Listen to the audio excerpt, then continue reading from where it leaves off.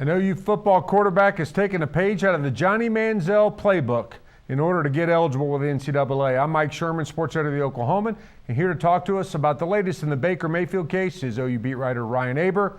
Ryan, it looks like the Mayfields aren't leaving anything to chance. They've called in the ace. Yeah, Jim Darnell, an El Paso-based attorney, is actually from Oklahoma City, who represented Johnny Manziel against the NCAA last year when he was accused of taking money for autographs and appearances. And that case worked out pretty well for both Johnny Manziel and Jim Darnell. And Jim Darnell has a long history of going up against the NCAA with some pretty good results historically. Okay, so the essence of the Baker Mayfield case is that Tech is blocking his eligibility at OU. What does Jim Darnell have to go to the NCAA with?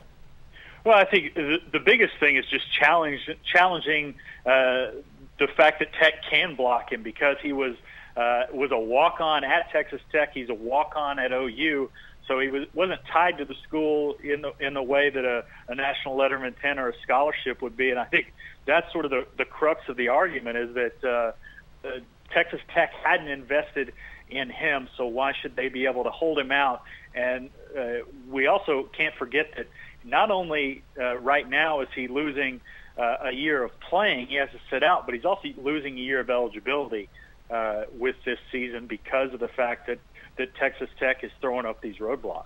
Okay, what did he do for Johnny Manziel, of course, who was accused of benefiting from autograph signings last off season? And then I think he missed a little time, but not very much last season. Yeah, he just missed one half of the opener against Rice, was able to come back in the second half, and then he was good to go the rest of the season, which, as I was following the case, I was very surprised that wound up being the punishment with everything that they had, the photos that they had and everything else. So that was a very good result for Johnny Manziel and for Jim Darnell. And certainly OU and the Mayfields are hoping that a similar result comes out of this case. Ryan, you alluded to some of Darnell's other cases. Give us a headline on those. Well, I think the biggest one is he represented Tim Floyd when Floyd was being investigated by the NCAA for things that might have happened at USC when he was the head coach there. The NCAA wound up fully clearing Tim Floyd of any wrongdoing. He's also represented Baylor in a couple cases, was the lawyer for Rodney Belcher, an assistant coach under Dave Bliss when all of that mess happened down in Baylor in the early 2000s. And then also represented Baylor coach Darrell Johnson in the mid-90s when he was acquitted of 7 counts of conspiracy and mail-in wire fraud. In that case, of course, the Darrell Johnson and Jim Darnell connection, Putnam City grads both. As far as on the field for OU, what's at stake for the Sooners? Right now, we don't really know who their backup quarterback is. Absolutely, and Baker Mayfield is clearly the most experienced of the quarterbacks behind Trevor Knight. Cody Thomas and Justice Hansen haven't had any collegiate experience at all.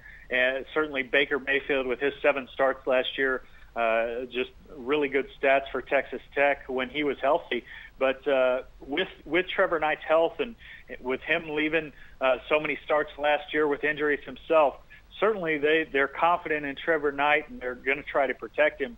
But you can't count on him being healthy for an entire season, given his history last year. And having Baker Mayfield there, some experience to buffer between Justice Hansen and Cody Thomas behind him would be a big boost for the Sooners. Thanks, Ryan. More on this case and much more with OU football to come on News OK and the Oklahoman. You can stay with the best coverage team every day on News OK and every morning in the Oklahoman.